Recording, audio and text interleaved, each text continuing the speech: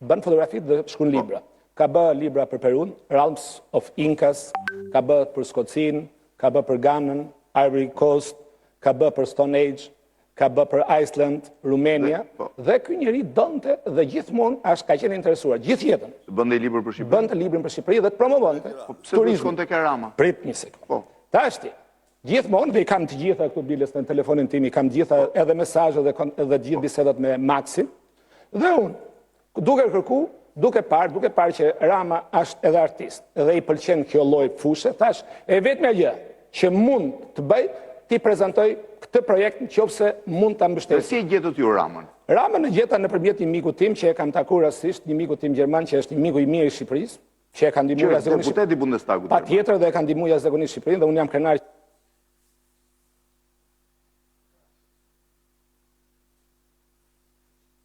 Andando invece più nello specifico su cose su cui ci sono anche prove documentali, i suoi incontri con Luftar Isa. Come mai ha incontrato Luftar Isa qui nel 2020? Un altro nome che viene così. Ma scusa,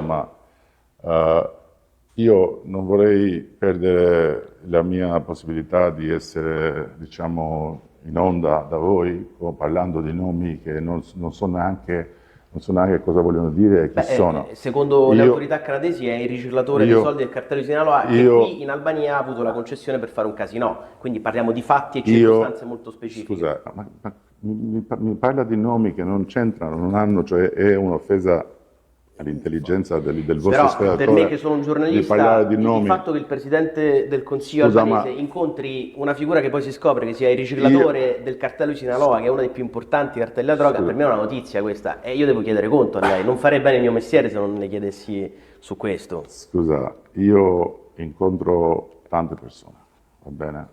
E io sono responsabile per quello che faccio io e per quello che sono le persone quando vengono da me.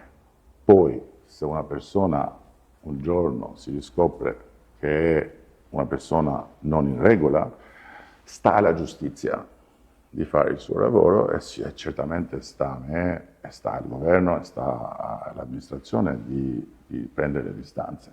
Cioè, è come se io le dico, ma scusa, ma lei incontra Francesco Becchetti che è un criminale, ma scusa, ma cosa vuol dire? Cioè lei fa il suo lavoro. Io però sono un giornalista e intervisto criminali e non criminali. Va bene. Lei, il Presidente del Consiglio, non dovrebbe incontrare i criminali. Va bene. I fatti sono un po' diversi in quale senso. Lì c'è un investimento di una famiglia di Valona. Cioè è una famiglia di Valona che non ha niente. Il padre è una persona conosciuta a Valona perché era uno dei più vocali attivisti verdi contro la costruzione della petrolifera italiana, e lui è diventato famoso per questo, e quella famiglia ha investito su uno dei più bei hotel poco a poco, Marina Bay. Poi loro, che io conosco, perché io sono anche deputato a Valona, mi hanno detto: vogliamo incontrarti perché c'è un cugino conosciuto nostro, non so se cugino o conosciuto, questo non lo so, che vive in Messico e che vorrebbe aiutarci, darci una mano per operare il casino. Va bene, venite. Sono venuti. Ho incontrato, mi hanno detto semplicemente che cosa volevano fare questo casino. No, che cosa, se c'erano impedimenti, cioè informazioni sulla fattibilità di una cosa del genere. Ho detto: noi abbiamo una semplice cornice per incentivare gli hotel a 5 stelle che non c'erano in Albania. Abbiamo messo anche abbiamo fatto un pacchetto senza tasse per 10 anni, IVA 6%, senza tariffe per permessi di costruzione. E poi abbiamo messo anche, se tu fai una richiesta per un casino che normalmente è 10 milioni di euro, a un hotel di 5 stelle, puoi ottenerlo a 500.000. Cioè una come un incentivo. Loro hanno questa struttura di 5 Stelle a Marina Bay e automaticamente hanno avuto la concessione. Non è concessione, è licenza, okay. per... E in quell'occasione c'era anche questo Isa, questo cugino messicano all'incontro. Lui è venuto con loro. Perfetto. Per questo. Tutto lì. Questo mi ricordo. Una volta l'ho visto in vita mia. Poi ho visto, perché quando vado lì delle volte prendo un caffè, ho visto che hanno aperto. Tutto lì. Allora è investitore, è gestore, è non so. Tutto lì.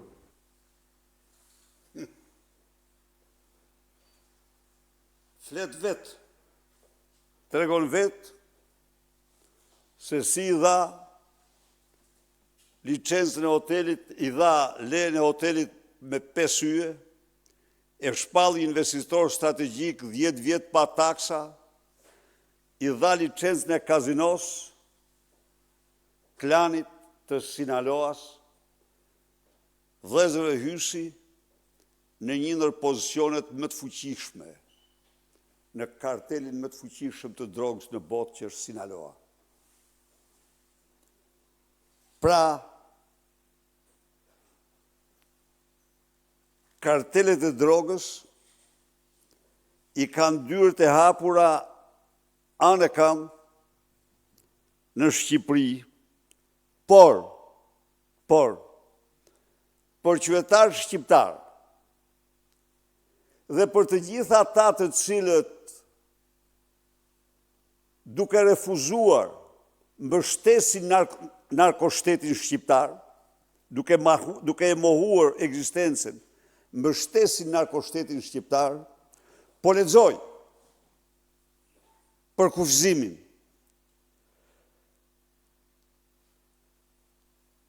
Se narkoshtet është termi politik dhe ekonomik, që përdoret për vendet në të cilat të gjitha institucionet legjitime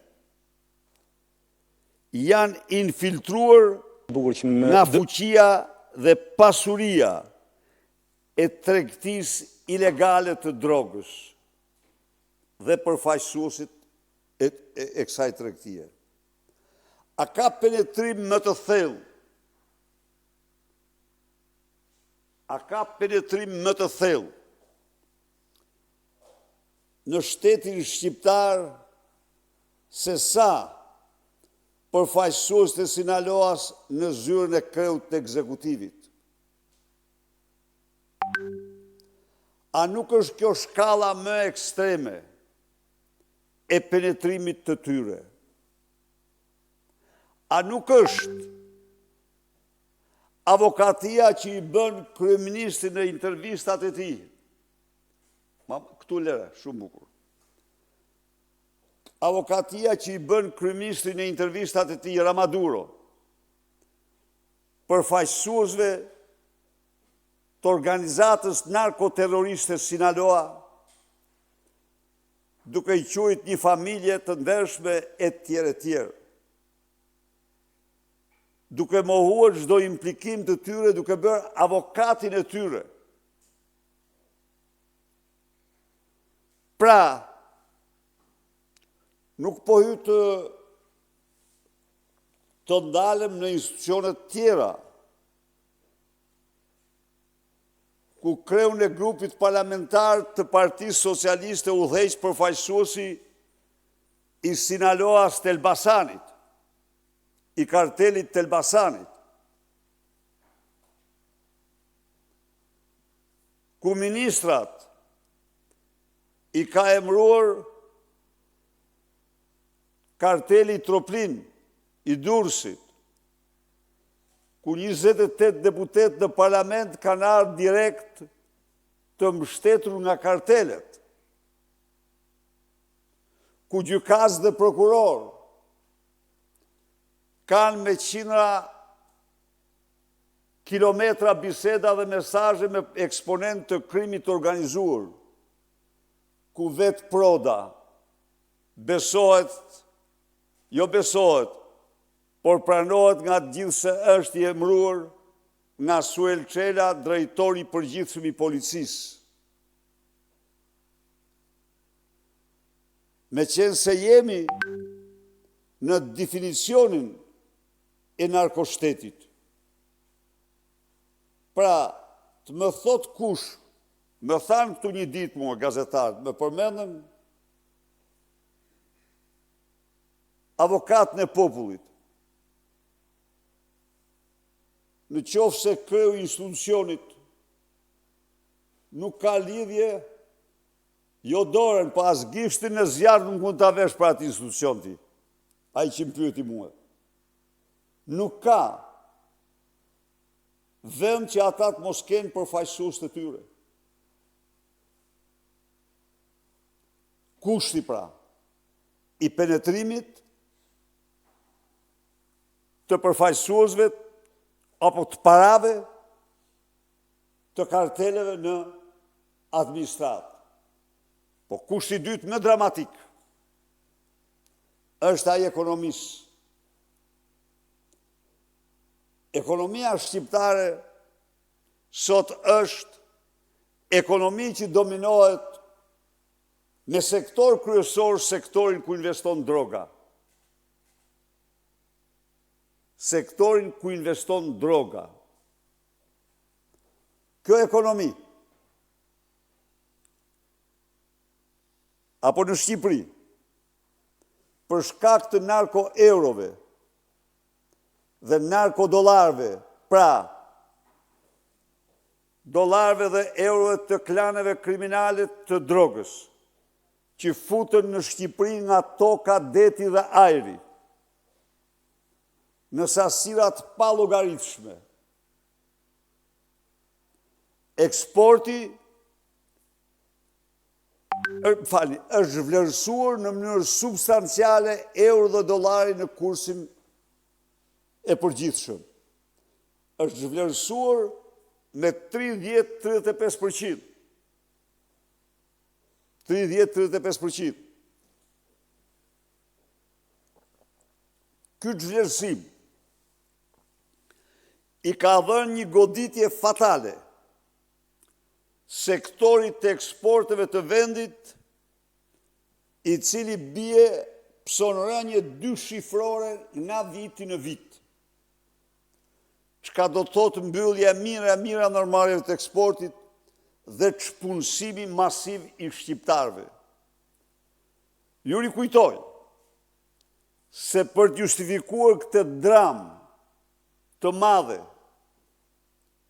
të qytetarëve shqiptarë të mira, të 10 mira, dhe në mos mbi 100.000 që humbisin vend dhe punës, Edi Rama quan të industrinë e eksportit, një industri të botës së tretë, e cila nuk ka pse të ekzistojë në Shqipëri. Por narko-euro dhe narko-dollar kanë zhvlerësuar me 35%. Çdo euro dhe dollar që vjen për familjet shqiptare nga familjarët dhe të afërmit e tyre jashtë vendi. Narko-euro dhe narko-dollarët kanë shkaktuar rënjen në recesion të prodhimit industrial për shkak goditjes madhe të eksportit, rënjen të madhe të prodhimit bujqësor. Ekonomia shqiptare sot ka 2 shtylla kryesore. Ndërtimin më kryesor, i cili është rezultat i investimit të miliardave të fondeve të drogës nga kartelet e drogës. Shqipëria, si narkoshteti i parë dhe i vetëm në Europë, sipas Eurostat, ka tregues të ndërtimit 3 herë më të lartë se në Europë. jashtë të gjitha nevojave për ndërtime në këtë vend, që ka humbur 7-800.000 banorë mos 1 milion gjatë 10 viteve të fundit në emigracion. Pra, goditje të madhe ka marrë turizmi për shkak të zhvlerësimit të euros dhe dollarit dhe për shkak të largimit masiv të shqiptarëve nga Shqipëria. Ata të cilët mohojnë ekzistencën e narkoshtetit që po trajton shqiptarët më keq se çdo pushtim në historinë e tyre, që po varfron shqiptarët më shumë se çdo regjim tjetër, që ka shruar Shqipërinë në eksportues kryesor të krimit organizuar, të drogës dhe trafiqeve kriminale, ata de facto mbështesin narkoshtetin në Shqipëri.